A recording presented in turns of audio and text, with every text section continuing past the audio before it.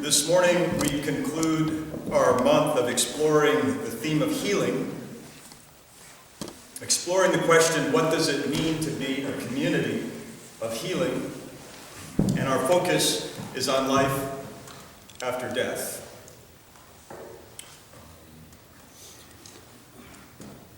Last week we remembered the anniversary of Sadako's death, October 25th. It's been 55 years. Also last week we held United Nations Day on Monday. And last week was also another day of remembrance for me personally. 4 years ago, last week I was in Afghanistan, and a missile fired by one of our armed drones killed a grandmother, Momina Bibi, in a field in Pakistan. That was 4 years ago, October 25th. I wrote a letter to the president, actually, about 10 days ago, asking him to finally acknowledge this death and bring about some manner of healing and restitution to the family. The son, Rafiq, and the grandchildren, Zubair and Nabila, have suffered and even traveled to the United States to bear witness to this tragedy. And last week I got one of those template response letters when you write a letter on whitehouse.gov talking about President Obama's Afghan policy and how much good we had done for Afghanistan.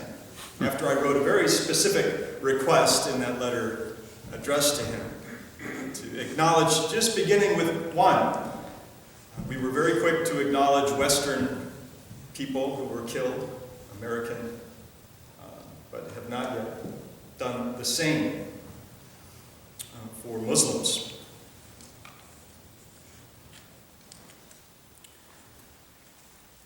So where were we?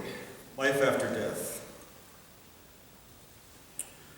This morning we also continue to transition into next month's theme, story.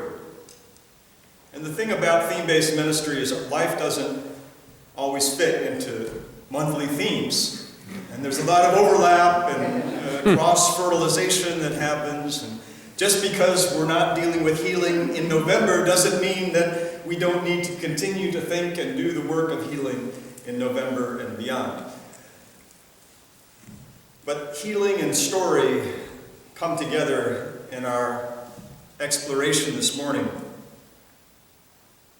For stories about the dead, honor them and create meaning in the lives of survivors. So in this sense, I believe in life after death. Indeed, I have experienced life after death.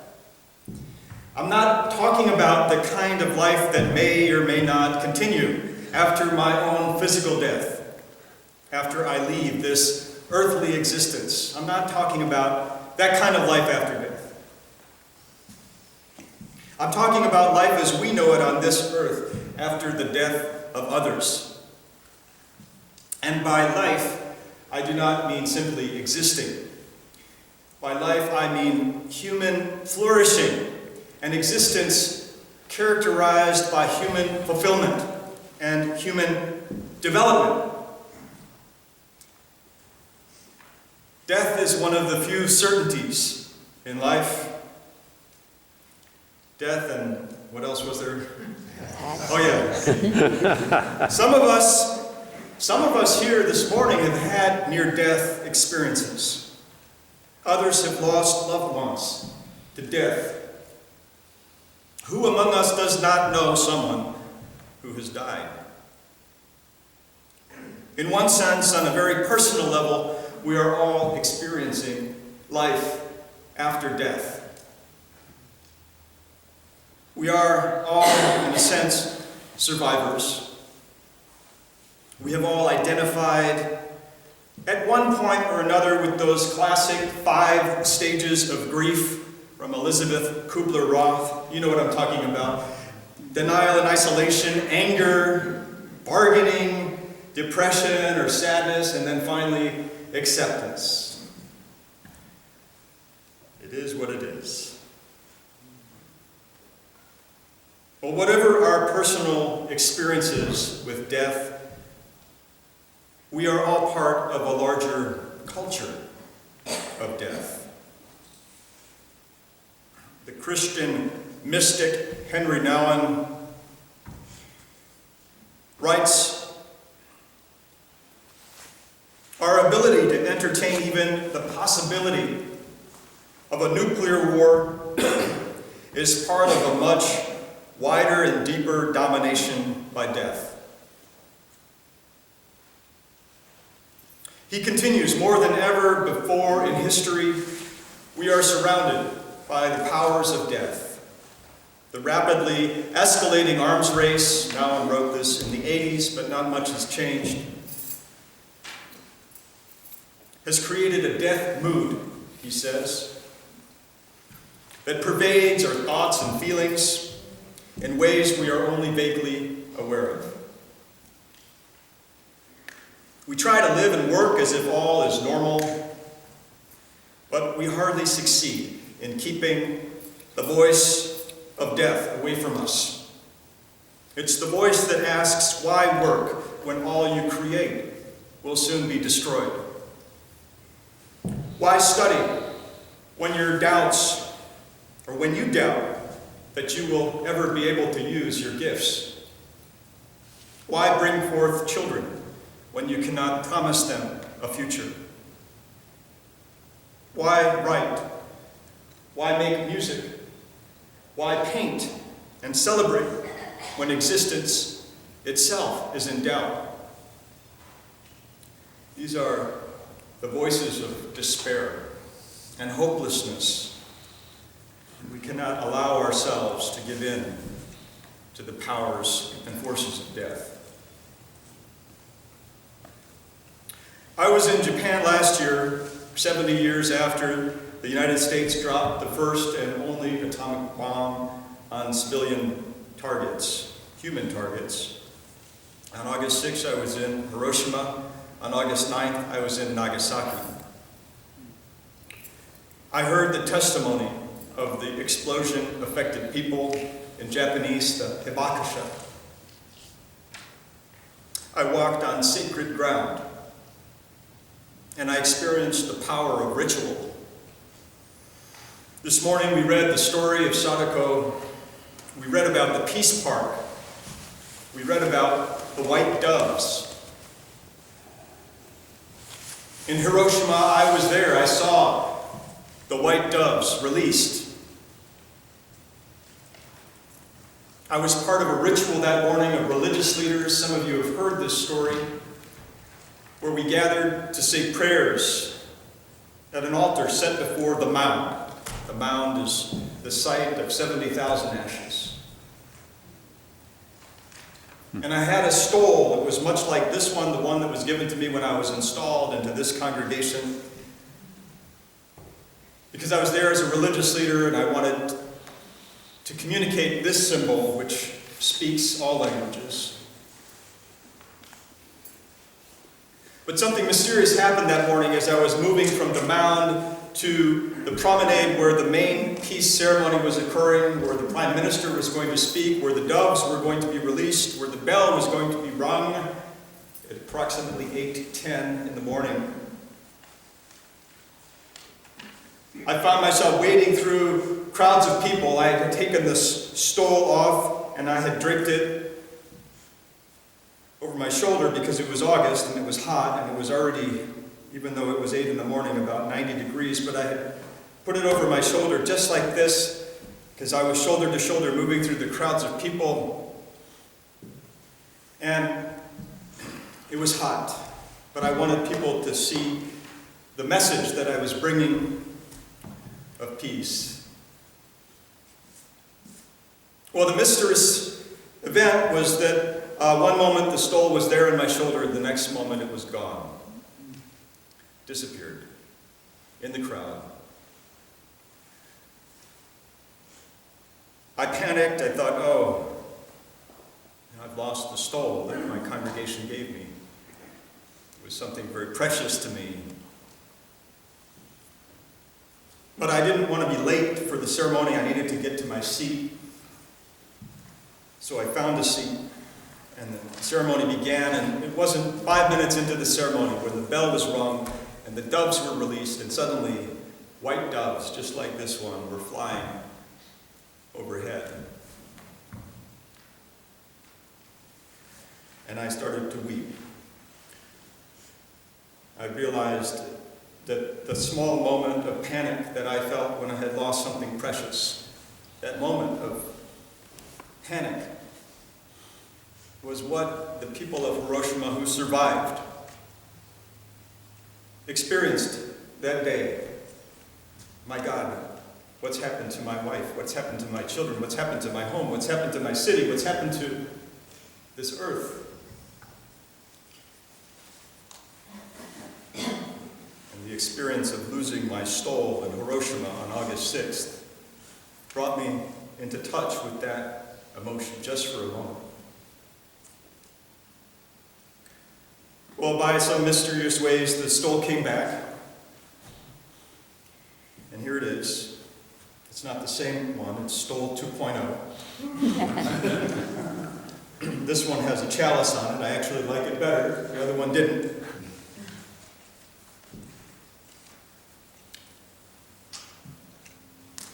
Ritual.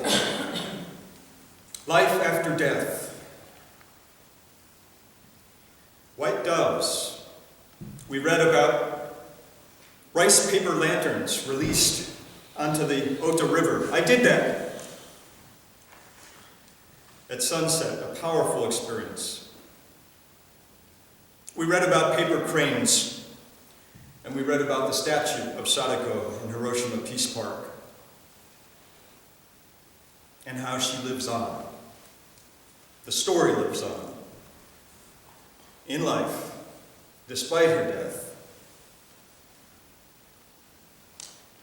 The Hibakusha, like the concentration camp survivors of Nazi Germany, bear witness to life after death. They are the survivors. Robert J. Lifton, who studied the Hibakusha in the 1960s and wrote about them in this book, Death in Life. Not life after death, death in life. Survivors of Hiroshima. Lifton defines survivors as one who has come into contact with death in some bodily or psychic fashion and has remained alive. Working with that definition, who among us is not a survivor?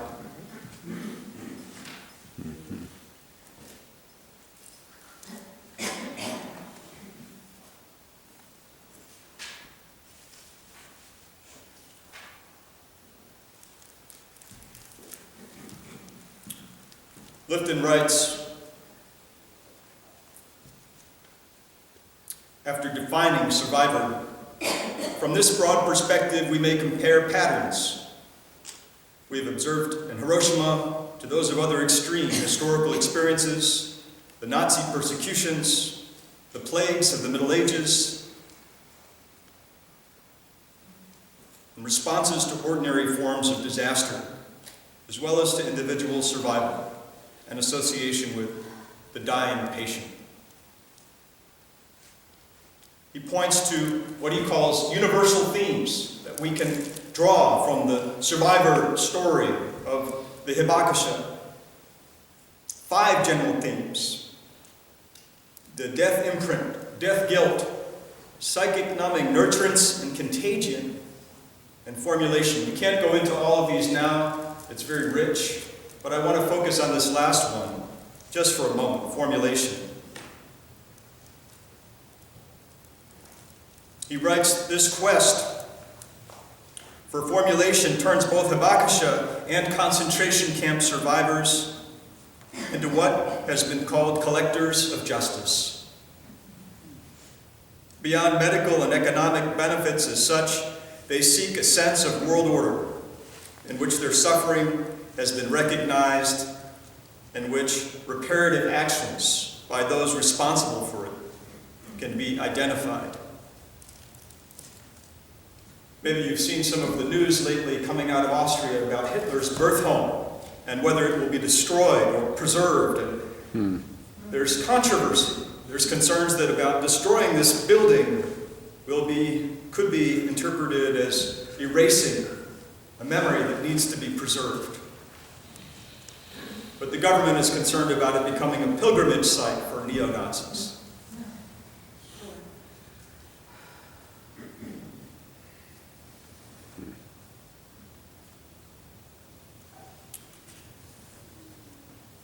One of the ways Lifton has found that the Hibakusha find the strength to live on despite the death is through bearing witness, telling their story, educating. And what he found in his many interviews is that intellectual knowledge is not enough. That the survivor, in the case of the Hibakusha, wants people to connect emotionally. As much as possible, experience the event themselves that they've been through. If there's some catharsis in that, the experience of bridging that empathy gap. And so it's out of this drive and this commitment that these rituals have emerged, these days of remembrance, the lanterns, the crane folding, the bell, the doves. Because intellectual knowledge is not enough. We need to open ourselves to the mystical dimension. As I was able to touch that morning of August 6th in Hiroshima. Other communities have such rituals. The Jewish community has Yom HaShoah in April to remember the Holocaust, the Shoah. In our own culture, American culture, we have Memorial Day. It has been lost in many contexts. I, with my colleagues and members of this community, have been working to reclaim it through a service of remembrance, lamentation, and hope. We've done it for 4 years now at Temple Hill in New Windsor.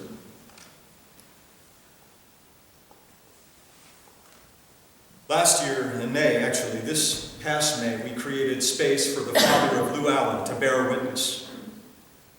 Lou Allen is a soldier from Orange County who died in Iraq. He was killed by another U.S. soldier. And because of that, he's been denied the Purple Heart. So it was particularly significant for Mr. Allen to join us at Temple Hill, the site of the National Purple Heart Hall of Honor, and bear witness to the pain that he carries not only as the grieving Gold Star father of his deceased son, but of the sense of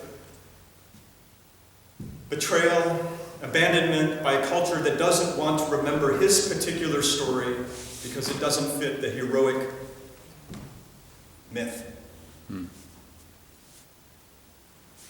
But we created the space for Lou Allen to bear witness to an audience. Next Sunday in this sanctuary, we will host a Core Stories event, an opportunity for you to bear witness and to be a witness to our veterans of Orange County. The theme of storytelling and healing, of restorative justice has emerged also in Rwanda.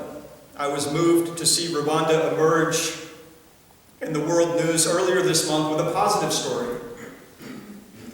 The Kigali deal on hydrofluorocarbons is a big step in fighting climate change.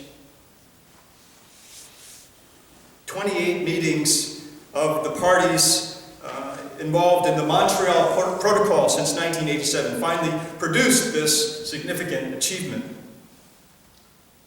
In Rwanda, of all places, and I saw the pictures of Kigali, and it looked like like a very different place than the pictures of Rwanda that I saw flooding the news in 1994, the year of the genocide. My seminary classmate was from Rwanda, Isidore, from the ethnic group of Tutsis. He was there and escaped, and his story is one of life after death. I gave Isidore a gift by bearing witness to his story and creating an audience for others to hear his story. And storytelling has now become part of the fabric within Rwanda. In fact, a movement called Stories for Hope has emerged.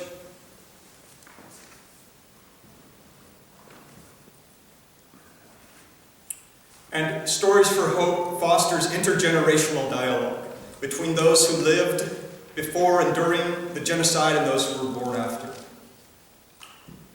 And studies of this project have found that one of the healing elements is that the stories are recorded and archived. They're preserved.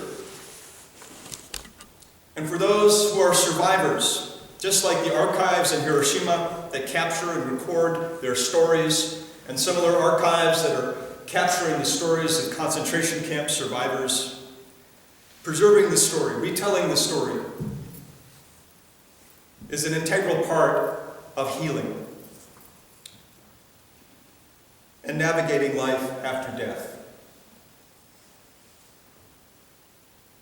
Stories for Hope, on their website, says sharing stories about the past is crucial to a nation's post-conflict recovery and encourages the well-being of its survivors, citizens, and the next generation.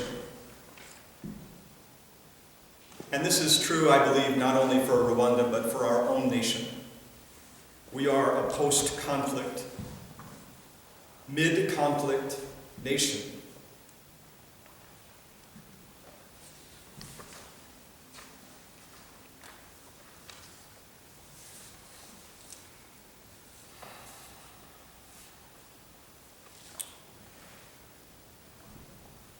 I'll close with